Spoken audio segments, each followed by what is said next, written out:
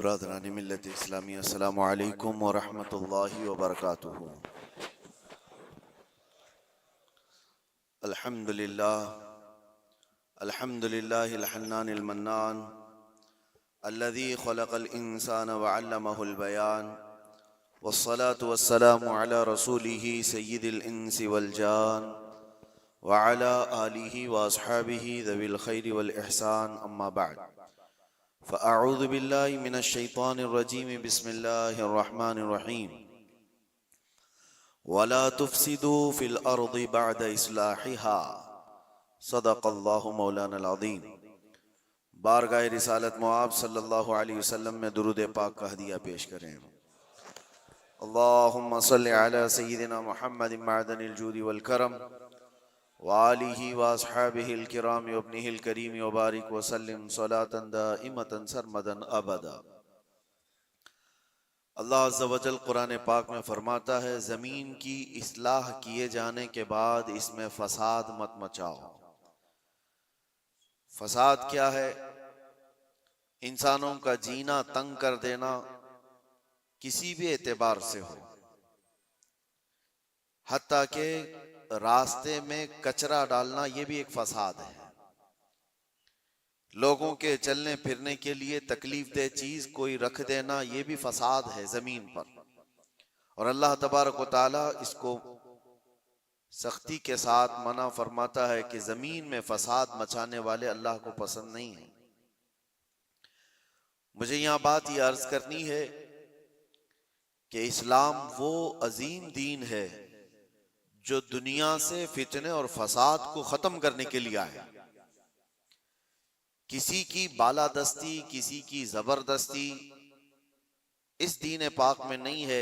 आपको अंदाजा हो तो मैं बताऊं, ईरान के एक बादशाह के पास नबी पाक सल्लल्लाहु तआला अलैहि वसल्लम के एक सहाबी गए, सफीर बन करके गए थे। तो बादशाह ने पूछा कि कौन सा दीन तुम लोग लेकर के आए? तो उस सहाबी ने एक जुमले में यूं कहा था, वो दीन हमारे पास आया है जो इंसान को इंसानों की इबादत से हटाकर खालिक की इबादत में लेकर जाता है। इंसान को इंसान की बालादस्ती या उसकी तमाम तर महकूमियत से हटाकर अल्लाह अज़्ज़ा वजल की बारगाह में सरनिगू करता है। अब मामला यह है कि लोगों ने अपने अपने ख्यालात से इस्लाम की तस्वीर अपने दिमाग में बना ली है। हर कोई ये समझता है कि इस्लाम इस तरह से है, इस्लाम इस तरह से है। इसी वजह से कुछ ऐसे इंसिडेंट पेश आते हैं जो अपने राय से और अपने दिमाग से कुछ मुसलमान कर जाते हैं। एक बात याद रखें, वो इस्लाम नहीं हो सकता, किसी मुसलमान का काम हो सकता है। इस्लाम वही है जो रसूलुल्लाह सल्लल्लाहु तआला अलैहि वसल्लम से साबित हो और उनके सहाबा ने करके दिखाया हो, वही इस्लाम है। आज पूरी दुनिया जिस तरह से टारगेट पर रखी हुई है, ये मुसलमानों के कामों की वजह से, इस्लाम के तालीमात की वजह से नहीं। काश अगर वो इस्लाम की सच्चाइयों को पढ़े होते तो उन्हें अंदाजा होता कि इस्लाम ये है नहीं, लेकिन ये काम जो हो रहा है ये किसके थ्रू हो रहा है। जो जुल्म, जो फसाद, जो फितना पूरी दुनिया में मचाया जा रहा है, अगर वो किसी व्यक्ति के जरिए से है, किसी इंसान के जरिए से है, तो ये उसका अमल है, उसके दीन का नहीं, क्योंकि वो दीन का ठेकेदार नहीं। अगर कोई मुसलमान शराब पीता है और उसमें मस्त होकर लोगों से लड़ता भिड़ता है, तो ये उसका अमल है, ये दीन का हिस्सा नहीं। अगर कोई ताश के पत्तों पर बैठा पूरी पूरी रात गुजारता है, तो ये उसकी बदकिरदारी है, उसके बद अखलाक है, इस्लाम का यह हिस्सा नहीं, इस्लाम ने उसे दिया ही नहीं है। कोई नौजवान आवारा बिगड़ा हुआ लड़कियों की तरफ गलत नजरें मारता है और पाकबाज खवातीन की जिंदगी के लिए वो दुश्वार बन गया है, तो वो शैतान है, वो इस्लामी हिस्सा नहीं है। इस्लाम की तालीमात में ये नहीं है। रब तबारक व तआला ने जो दीन हमें अता फरमाया रसूलुल्लाह सल्लल्लाहु अलैहि वसल्लम के जरिए से, वो इतना पाक है, इतना पाक है कि इस पूरी कायनात में इस्लाम आया ही है फितना और फसाद और हर बुराई को खत्म करने के लिए। क्या वजह है कि जिस दौर में इस्लाम की तबलीग और इशाअत हो रही है मक्का मुकर्रमा में, कौन से लोग थे हुजूर पाक सल्लल्लाहु अलैहि वसल्लम के मुखातब? वहां पर कौन लोग थे? वही लोग तो थे जो शराब नोशी में फख्र करते थे, जुआबाजी उनका शियार था, औरतों को बाजारों में लाकर नीलाम कर देते थे, बच्चियां पैदा हो तो गर्दन मरोड़ कर दफन कर देते थे। ये वही लोग तो थे उस वक्त। लेकिन नबी मुहतरम सल्लल्लाहु ताला अलैहि वसल्लम की तबलीग और इशाअत के बाद एक एक बुराई का खात्मा हुआ या नहीं, पूरी तारीख इसकी गवाह है। एक एक बुराई खत्म होती चली गई। जिस मक्का में पैदा होने वाली बच्ची का गला घोंट करके दफन कर दिया जाता था, उसी मक्का से मेरे आका ऐलान फरमा रहे हैं औरतों के हुकूक के मुताल्लिक कि औरत अगर तुम्हारी एक बेटी हो, उसकी परवरिश करके तुमने सही जगह उसको शादी करके दे दिया, तो हुजूर फरमाते मेरी शफाअत उस पर वाजिब है, मैं उसे जन्नत में ले जाने की जमानत देता हूं। बेटी का हक ये बताया उसी मक्का मुकर्रमा में जहां लोग अपनी माँ और अपनी बहनों को बाजारों में नीलाम कर देते, मेरे आका सल्लल्लाहु अलैहि वसल्लम ने इस बुराई का खात्मा फरमाया। इरशाद क्या फरमाया कि अल जन्नतु तहत अक़दामिल उम्महात। तुम क्या समझते हो औरतें बाजारों की जीनत हैं? तुम्हारी अगर माँ है तो उसके कदमों में तुम्हारी जन्नत है, बहन है तो तुम्हारे हक में उसकी दुआएं कबूल है, बीवी है तो उसको एक लुकमा खिलाना सदक़े का सवाब है। औरतों के हुकूक बयान किए। जहां बच्चों पर जुल्म होता था, नबी मुहतशम सल्लल्लाहु ताला अलैहि वसल्लम ने उसको खत्म फरमाया। बूढ़ों के लिए, बेवाओं के लिए, बेवाओं को तो मुआशरे में रहने नहीं दिया जाता था, उनके लिए अलग बस्तियां हो जाती थी। शगुन अब शगुन ये भी हमारे इलाके में भी पाए जाते हैं सब चीजें। किसी औरत का शोहर मर जाए, सती की रस्म यहां पर भी हुआ करती थी, औरत को शोहर के साथ जला दिया जाता। मगर नबी करम सल्लल्लाहु ताला अलैहि वसल्लम ने बेवा औरत के हुकूक को सिर्फ बढ़ाया नहीं, आपने जितने निकाह फरमाए सिवाय उम्मुल मोमिनीन आयशा सिद्दीका के, ये सारी बीवियां आपकी बेवा ही हैं। बेवा को हुजूर सल्लल्लाहु अलैहि वसल्लम ने बेवा हैं या मुतल्लका हैं, हुजूर पाक सल्लल्लाहु अलैहि वसल्लम ने अपने हरम की जीनत बनाई, बल्कि करोड़ों मोमिनों की उनको मां का दर्जा अता फरमाया। एक एक बुराई का खात्मा करने के लिए इस्लाम इस रोए जमीन पर आया। लेकिन अफसोस ये है मेरे अजीजों, हालात इस तरह करवट ले चुके। बहुत पहले एक शायर ने कहा था बारगाह मुस्तफ़ा सल्लल्लाहु अलैहि वसल्लम में अर्ज करते हुए, ए खासान रसूल वक्त दुआ है, उम्मत पे तेरे वक्त अजब आके पड़ा है। जो दीन निकला था अपने देश से, अपने वतन से, आज वो परदेश में गरीबुल गुरबा है। ये दीन बड़ी शान से निकला था अपने वतन से और हर किसी ने इसको गले लगा लिया था, और आज ये अपने ही लोगों के दरमियान अजनबी बन चुका है। ये दीन इस्लाम अपने ही लोगों के बीच में अजनबी बना हुआ है। तवज्जो चाहता हूं मेरे अजीजों, इस्लाम की इस अजीम छवि को, इस अजीम सूरत को मस्ख करने के लिए सिर्फ गैरों ने नहीं, जुब्बा टोपी पहनने वाले, दाढ़ी रखने वालों ने भी बदनाम करने में कसर नहीं छोड़ी है। आज हिंदुस्तान ही नहीं पूरी दुनिया जिन मजाहिर को देख करके खौफजदा होती, जिसको दहशत गर्दी कहा जाता है। दहशत ये एक वर्ड है, दहशत डर को कहते हैं, खौफ पैदा करना। मतलब मैं अगर चंद बच्चों को सामने लेकर के तलवार दिखा दूं, आग लगा करके दिखा दूं, तो बच्चों के दिलों के अंदर खौफ आएगा। इसको कहते हैं डर पैदा करना, यही वर्ड है दहशतगर्दी। इसी को आतंकवादी कहा जाता है, आतंकवाद भी इसी को कहा गया कि डर पैदा करना लोगों के दिलों के अंदर। टेररिज्म उसको इंग्लिश में, कि लोगों को खौफ का माहौल बना करके रखना, कि डरते रहे लोग। क्या ये इस्लाम का हिस्सा है? लोगों के अंदर डर पैदा करना, खौफ पैदा करना। मैं तुम्हें बताता हूं, आम लोगों की बात तो छोड़ो, रब तबारक व तआला अपने हबीब सल्लल्लाहु तआला अलैहि वसल्लम को क्या फरमाता है? फदक्किर इन्नमा अंत मुदक्किर लस्ता अलैहिम बिमुसैतिर। ऐ रसूल, आप इनको सिर्फ वाज़ो नसीहत करें, आपको इसीलिए भेजा गया है। नबी पाक सल्लल्लाहु तआला अलैहि वसल्लम को रब तबारक व तआला ने यह फरमाया, फबिमा रहमतिन मिनल्लाहि लिंत लहुम वलो कुंत फज़्ज़न गलीज़ल क़ल्बि लनफ़ज़्ज़ू मिन हौलिक। ऐ रसूल, आपके दिल की नरमी है कि ये लोग आपके इर्द गिर्द हैं, अगर आप सख्त लहजा इस्तेमाल करेंगे तो ये सारे लोग दूर हो जाएंगे। किसके लिए अल्लाह फरमा रहा है? रसूलुल्लाह के लिए, कि सख्त लहजा इस्तेमाल ना करें। जुबान का सख्त लहजा इस्तेमाल करने को मना किया गया कि लोग बिखर जाएंगे।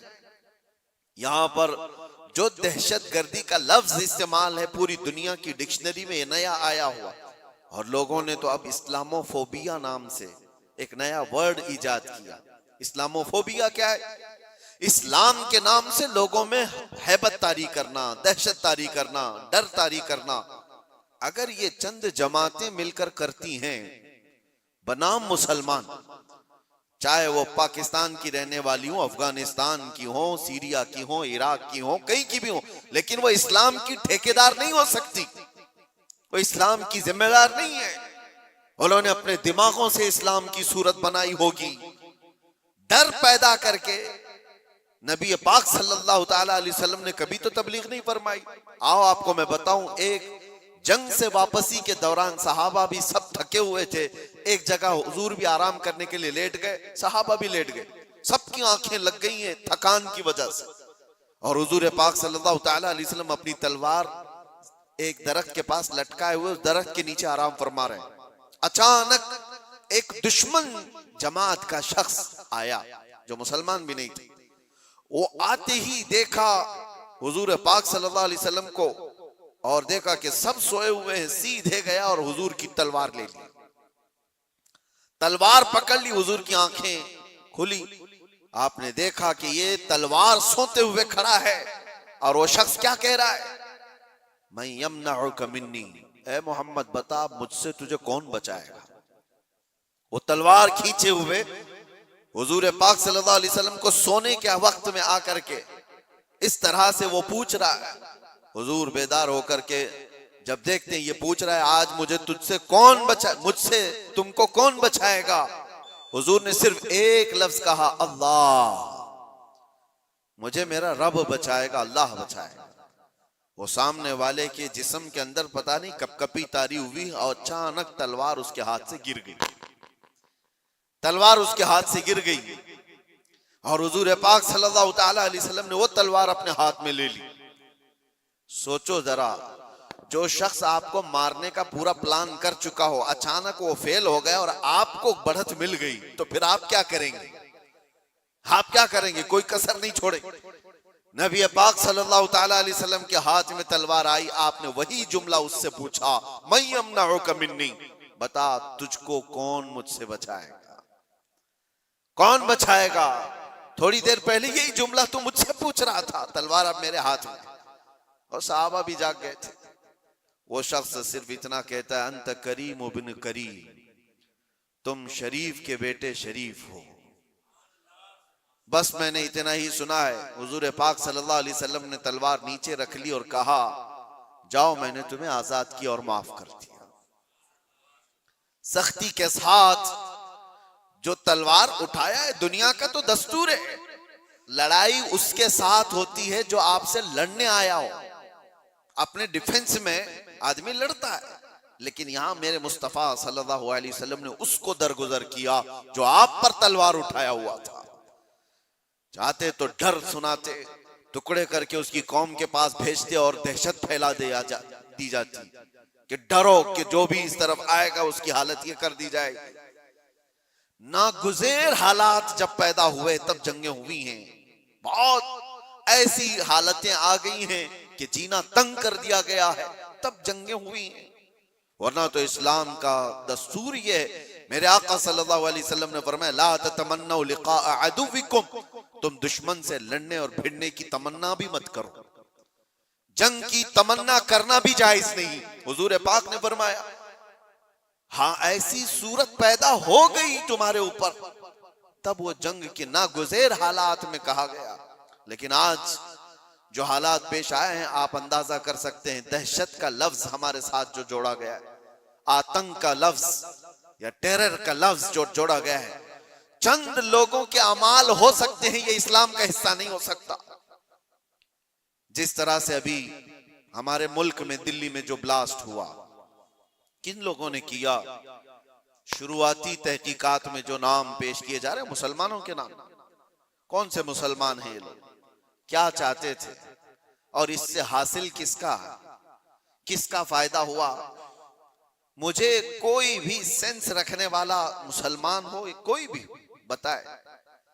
ये बात इसलिए मैं अर्ज कर रहा हूं कि आज बहुत सारे नौजवान जज्बाती हो गए और कुछ लोगों की वजह से, यानी कुफार और मुशरिकीन की तकालीफ की वजह से वो सोचते हैं ऐसे कदम उठा लेना चाहिए।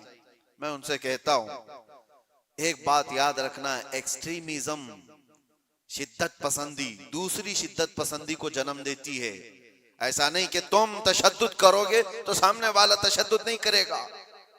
तुम एक करोगे, सामने दो करने वाले होंगे। तुम दो करोगे, चार की शिद्दत और हो जाएगी। ये हल नहीं है दुनिया में। जिन नौजवानों ने ये रास्ता इख्तियार किया, अगर मेरी बात वो सुनते हैं तो तवज्जो चाहता हूं, किसका भला किया है? इन जमातों ने इस तरह के कत्ल और गारत से, इस तरह के ब्लास्ट से किसका भला किया है? उम्मत का, इस्लाम का, मुसलमानों का, मुल्क का, किसका? किसी का नहीं। ना हक रास्ते में चलने वालों की जानों को लेना। कुरान कहता है, मन कतल नफ्सन बिगैरि नफ्सिन औ फसादिन फिल अर्द फकअन्नमा कतल अन्नास जमीआ। जिसने ना हक एक जान को कत्ल किया है, उसने पूरी इंसानियत को कत्ल किया। छठे पारे में रब ताला फरमाता है, उसने पूरी दुनिया का कत्ल किया है। लोग क्या समझते हैं, ये ब्लास्ट कर लेना, किसी भी इलाके में जाकर के बारूद से उड़ा दिया जाना, इसको जिहाद से ताबीर करते हो? जिहाद की वो जो आला और पाकीज़ा सूरत है उसको मस्ख करते हैं, उसको लोगों के दरमियान बुरी शक्ल पेश करने के लिए। मैंने तो कभी आज तक ये महसूस भी नहीं किया। इराक के भी बहुत सारे सफर किए। चंद सालों पहले पूरी दुनिया में ISIS ने अपनी दहशत पैदा करके रखी थी। क्या थी ये जमात? कभी भी करीब से देखने वाला और पढ़ने वाला समझ सकता था, इस्लाम की बूबास भी इन्हें नहीं लगी। जो 12 साल की, 13 साल की लड़कियों को इराक की मंडियों में ले जाकर के बेचते हो, छोटी लड़कियों को, वहां के हालात हमें पता है, और उनकी तरबियत ऐसे करना, पूरा पेट्रोल की चोरी करना, दुनिया में बेचना, और ये कत्ल गारत और ये जो फसाद मचाया था, इस फसाद का नाम इस्लाम हो ही नहीं सकता। और इसीलिए मैंने सबसे पहले आयत क्या पढ़ी, वला तुफसिदू फिल अर्दि बअद इस्लाहिहा। रब ताला फरमाता है, इस पूरी जमीन पर कहीं फसाद मत मचाओ इसकी इस्लाह किए जाने के बाद। अरे मियां, यहां कचरा डालने की इजाजत नहीं है, तुम खून बहाने की बात करते हो। हाँ, मोहम्मद अरबी सल्लल्लाहु तआला अलैहि वसल्लम का वफादार जो होगा, अरे शेर तो मैदानों में लड़े जाते हैं, मुकाबला होगा तो मैदानों में मुकाबला होता है। यूं नहीं होता कि ना हक कोई भी रास्ता चलने वाले की जान ले ली जाए और उसको कहा जाए कि ये जिहाद है, ये जंग है, ये बदला है, ये इंतकाम है। हरगिज नहीं। मैं सख्त मजम्मत करता हूं ऐसे तमाम गतिविधियों का। कोई भी नौजवान इस तरह की हरकतों में मुलव्विस होता है तो जानते हैं इसका नुकसान कितना लंबा होता है, कितना लंबा नुकसान होता है। उन सालिमों ने जो कुछ भी किया, चंद महीनों पहले कश्मीर में जो हुआ था, पहलगाम में चुन चुन करके जिन लोगों को मार दिया गया था, वो जो सैरो सियाहत के लिए गए थे, वो किसके दुश्मन थे? किसके दुश्मन थे? जिनको उन्होंने पकड़ पकड़ करके नाम पूछ करके मारा, वो किसके दुश्मन थे? क्या इस्लाम के दुश्मन थे, मुसलमानों के दुश्मन थे, या तुम्हारे कुरान हदीस किसी की दुश्मनी की थी जिनको पकड़ के मारा गया? क्या इस्लाम में इस बात की इजाजत है कि कहीं पर भी कोई घूमने आए और उसको मार दिया जाए? उन जालिम कुत्तों ने जिन लोगों को मारा, उसके बाद जो दहशत फैलाने की कोशिश की, उसका असर क्या होता है दुनिया में और दूसरी जगहों पर? गैर मुस्लिमों के पास यही मैसेज जाता है कि ये इस तरह तन्हा पाकर कहीं पे भी कत्ल कर सकते हैं। पूरे मुसलमानों को उन्होंने खतरे में डाला। आज जो हुआ इसका भी असर वही होगा जो 9/11 के बाद हुआ था। आपको पता है 2001 में अमेरिका के अंदर जो बिल्डिंगें गिरा दी गई थी जिसमें 3000 लोग करीब मारे गए थे, वर्ल्ड ट्रेड सेंटर पर जो हमले हुए थे, उसकी तहकीकात हुई। उसके बाद फिर कई सालों के बाद अफगानिस्तान से जिम्मेदारी कबूल की एक जमात ने कि इसको हमने किया, लेकिन उसका असर क्या हुआ जानते हैं? तकरीबन 11-12 साल तक उस शहर में ऐसे हालात हो गए थे कि मुसलमानों का जीना तंग हो गया था। कोई देखना नहीं चाहता था किया किसने, लेकिन कसूर भर कौन रहा है। इसलिए मेरे अजीजों, कोई एक नौजवान अगर ऐसी हरकत करता है, अभी जैसे तहकीकात में ये बात आती है कि ये डॉक्टर पेशे से ताल्लुक रखने वाले लोग थे, शुरुआती तहकीकात ये बता रही है कितना अजीम पेशा था जिसको इख्तियार किया गया। ये बातें मैं इसलिए कह रहा हूं कि बहुत सारी जगहों पर हो सकता है कि पॉलिटिकल बनाया गया हुआ कई जगहों पर होता है, लेकिन मैं ये जानता हूं ये चीजें जो ये हरकतें हुई हैं, रियल कुछ लोग इसमें मुलविस होते हैं, क्योंकि जेलों में मैंने देखा है पुलिस एटीएस सबको यूं ही उठा करके नहीं भर देती, इनके हालात होते हैं, हमने खुद देखा है, इनसे बात भी किया है। एक बात मैं आपको बता देता हूं, पुलिस से तो वो अपना जुर्म छुपा सकता है, कैदियों में आपस में तो अपना जुर्म बताता ही है, क्या क्या किया था हमें पता है, क्या क्या प्लानिंग किए जाते थे। पहले हम भी यही समझते थे कि ये सारा का सारा फेक होता है, मुसलमानों को फंसाने के लिए किया जाता है। नहीं, सब फेक नहीं होता, कुछ मुलविस होते हैं, प्लानिंग में इस तरह के शरीक होते हैं। अब मैं नहीं जानता कि वो किस तरह के मुसलमान हैं जो इन चीजों में मुलविस हो जाते हैं, उनको कौन डाइवर्ट करता है, कौन फंडिंग करता है। ये सब हुकूमत के और डिपार्टमेंट के काम है कि इन लोगों को अमन को नुकसान पहुंचाने वाली ऐसी हर चीज को वो रोकें। इसका असर अब क्या होगा? क्या हमारे बच्चे जो डॉक्टर बनना चाहते हैं वो किसी भी कॉलेज या यूनिवर्सिटी में जाएं तो क्या उनको शक की नजर से नहीं देखा जाएगा? ये भी डॉक्टर बनकर के कहीं ऐसा ब्लास्ट तो नहीं करना चाहता है? उन जालिम कुत्तों ने अपनी हरकतों से कितने बच्चों की जिंदगी को दांव पे लगाया है, और फायदा किसका किया है? किसका फायदा किया?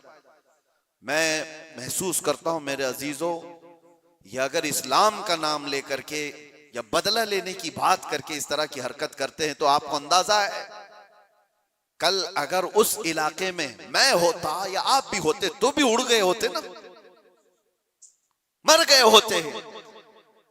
उन्होंने किसी को नहीं देखा है कि चलने वाला कौन है, क्या है। क्या यही इस्लामी जंगों का निजाम है? क्या ये रसूलुल्लाह सल्लल्लाहु तआला अलैहि वसल्लम की तालीमात का कोई एक हिस्सा है? सुनो, मेरे आका सल्लल्लाहु तआला अलैहि वसल्लम प्रॉपर जंग में भी जब भेजते थे तब भी सहाबा को फरमाते थे, रास्ता चलते हुए कोई बैठा हुआ आदमी हो तो उसकी तरफ तलवार नहीं उठाना। मेरे आका सल्लल्लाहु अलैहि वसल्लम, ये तो जंग की हालत भी नहीं है अभी हमारी, कहीं जंग की हालत में है हम लोग? जंग की हालत में नहीं, प्रॉपर जंग जहां हो रही होती वहां के लिए भी मेरे आका फरमाते कि वहां के बूढ़ों के साथ कोई बदतमीजी ना हो, औरतों के साथ लड़ाई ना हो, हामिला औरत है तो उसको छुआ ना जाए, उनको कैदी नहीं बनाया जाए। और ये तो छोड़े, नबी पाक सल्लल्लाहु अलैहि वसल्लम अपने सहाबा को जब भेजते तो ये भी तालीम देते कि जिस इलाके में जा रहे हो उनकी जो भी इबादत गाह है, इबादत गाह को तोड़ फोड़ नहीं करोगे, वहां के दरख्तों के पत्ते नहीं उखाड़ोगे, जो तुमको मारने की कोशिश किया उसके साथ तुम्हारी लड़ाई होगी। ये निजाम था। और यहां बैठे बैठे किसी को उड़ा देना, इस्लाम से कोई, मेरी इन बातों को कुछ लोगों तक मुझे पता है पहुंचती होंगी और वो शिद्दत पसंदी में कहते हैं कि शायद ये भी यहाँ की मसलहत पसंदी और हिकमत पसंदी के एतबार से बात कर रहे होंगे। हमको ये सारी मसलहत पसंदी की जरूरत भी नहीं, हम किसी की जी हुजूरी करने के लिए बात नहीं कर रहे हैं। हम बात इसलिए कर रहे हैं कि मेरे दीन पर जब कभी धब्बा लगने की सूरत आए तो हम चीख करके बोलेंगे, चाहे वो हमारे अंदर मौजूद कोई मुनाफिक हो उसको भी पकड़ करके हम बेनकाब करेंगे कि इसका ताल्लुक मेरे मुस्तफा की जात से हो ही नहीं सकता। इसलिए हमें बोलना जरूरी है, चाहे वो इस्लामी नाम से कोई मुल्क भी हो, पाकिस्तान, अफगानिस्तान, इराक, शाम, कहीं पर भी पनपने वाले, हम सबसे पहले टटोल करके देखेंगे। तुम्हारे चेहरे को देखकर, तुम्हारी दाढ़ी को देखकर, तुम्हारे जुब्बे कुब्बे को देखकर, तुम्हारे निजाम हुकूमत को देखकर हम ये नहीं समझ लेंगे कि ये खलीफा आ गया है, ये इस्लाम का बोलबाला आ गया है। सबसे पहले हम टटोल करके देखेंगे कि इसकी सीरत सिद्दीक अकबर से मिलती है या नहीं, फारूक आजम से मिलती है या नहीं, उस्मान और अली से मिलती है या नहीं, इसकी तालीमात में मेरे मुस्तफा का इश्क झलकता है या नहीं। अगर नहीं झलकता, हम अपनी ठोकर पर उसको रखते हैं, चाहे वो कितनी ऊंची पगड़ी पहनता हो। हाँ, अगर मेरे मुस्तफा का वफादार है तो किसान का बच्चा भी हो तो हमारे सर का ताज। मेरे अजीजों, बस मैं ये बात इसलिए अर्ज कर रहा हूं कि लोगों ने जो शक्ल बिगाड़ने के लिए कोशिशें की हैं, आप सबकी भी जिम्मेदारी है। आप जानते हो, मैंने कैद की हालत में देखा था कुछ वो लोग जो सिर्फ और सिर्फ सोशल मीडिया पर ऐसे एक्टिव थे कि उनको सारी खबरें मालूम थी, कहां क्या क्या हो रहा है। मतलब दूसरे मुल्कों में जो ये टेरर एक्टिविटीज हो रही हैं, सारी चीजें, और वो बंद भी हैं, कैद भी हैं, बहुत सारे ऐसी सारी चीजें मैंने देखा। तो इन चीजों में तुम्हें किसने हुक्म दिया है? अल्लाह ने, रसूलुल्लाह ने, कि तुम ये सारी चीजें करते रहो। नौजवानों, सोशल मीडिया तुम्हारे हाथ में है तो इसका इस्तेमाल भी सही अंदाज से करो, सही तरीकों से करो। जबरदस्ती ऐसे स्टेटस लगाना जो किसी दूसरे के अंदर दहशत पैदा करे, डर का माहौल पैदा करे, हराम है। एक स्टेटस की बात कर रहा हूं। तुम अगर अपनी जात से लोगों को डराते हो तो ये हराम काम कर रहे हो। वजह यह है कि लोग सिर्फ और सिर्फ तुमसे नहीं डरेंगे, पूरे इस्लाम से वो डरने लग जाएंगे, वो मोहम्मद अरबी सल्लल्लाहु तआला अलैहि वसल्लम की तालीमात से डरने लग जाएंगे। माहौल तो ये पैदा करो कि लोगों ने प्रोपेगेंडा फैलाया था मदीने में, कुफार और मुशरिकीन ने, कि मुसलमान ऐसे होते हैं, वैसे होते हैं। एक औरत आई अबू बकर सिद्दीक रज़ियल्लाहु तआला अन्हु के पास, यहूदी औरत, कहा मुझे बहुत डर लगता है। डर किसने पैदा किया था? मुसलमानों ने नहीं, कुफार और मुशरिकीन ने प्रोपेगेंडा फैलाया था। यहूदी और डर के मारे आई सिद्दीक अकबर के पास, कहती है मुझे मदीने में नहीं रहना, यमन जाना है मेरे रिश्तेदारों के पास, मुझे अमन के साथ भेज दिया जाए। हजरत अबू बकर सिद्दीक ने एक ऊंटनी मंगवाई, 2 जवान सहाबा को बुलाया और कहा इस खातून को सही सलामत यमन तक पहुंचा के आओ। औरत बैठ गई, वो सोचती रही ये 2 नौजवानों को मेरे साथ कर दिया गया, पता नहीं रास्ते में ये क्या कर डाले। अल्लाहु अकबर, तारीख बताती है वो 2 नौजवान सहाबी चलते रहे, वो खातून बैठी रही। जब जब कोई चौकी आती, लोग पूछते कौन है, कहां से है, क्या है, वो नौजवान सिर्फ इतना ही कहते सिद्दीक अकबर की मेहमान है, यमन जा रहे हैं और हम सफीर हैं और इनकी हिफाजत के लिए चल रहे हैं। पूरे यमन तक का रास्ता तय हो गया। वो खातून कहती एक नौजवान भी मेरी तरफ निगाह उठाकर नहीं देखा। सही सलामत पहुंचने के बाद वो खातून अपने रिश्तेदारों को जमा करती है और कहती है मैं तो डर के मारे मदीने से भाग कर आई थी, मुझे खबरें इसी फैलाई गई थी, मुझे डर था, एक दहशत का माहौल था, मैं अपने रिश्तेदारों में आई थी, लेकिन सबसे मैं ये ऐलान करती हूं कि मैं वापस मदीने जा रही हूं, इसलिए कि उससे ज्यादा अमन मुझे और कहीं नहीं लगता जो मेरी इज्जत की हिफाजत करे। ये माहौल पैदा करो नौजवानों, माहौल तो ये पैदा करो कि लोग तुम्हारा इस्तकबाल करें। आज लोग तुम्हें अपने मोहल्ले में घर देने से डरे नहीं कि इनको घर देंगे तो पता नहीं ये क्या कर डालेगा, गंदगी कर डालेगा, घूर घूर करके लोगों को परेशान कर डालेगा। ये तो दहशत पैदा करने वाला माहौल है, क्यों नहीं दिया जाता?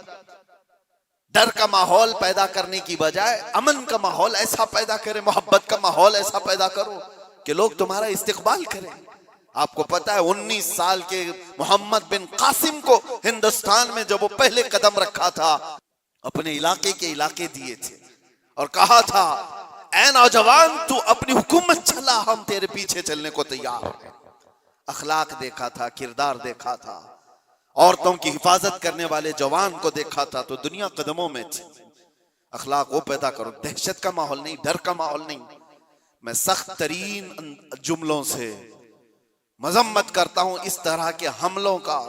और जाहिर सी बात है, हम जिस मुल्क में रह रहे हैं मेरे अजीजों, दर्द हमें इस बात का भी होता है, हम अपने मुल्क में कचरा भी नहीं फेंकना चाहते, तो ना हक बिरादराने वतन चाहे वो कोई भी हो, उनकी जान लेने की इजाजत कैसे दी जा सकती? क्या ये मेरे मुल्क जहां मैं रह रहा हूं, आप रह रहे हैं, उसकी इज्जत पर खतरा नहीं है?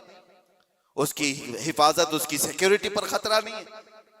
और सिर्फ मुल्क में रहने वालों के अंदर दहशत नहीं पैदा हुई है, पूरी दुनिया में जहां ये मैसेज जाएगा, लोग जो आने वाले होंगे वो डर जाएंगे, पता नहीं इनके यहां ऐसे हालात। तो क्या ये मुल्क की छवि को बर्बाद खराब करने की कोशिश नहीं?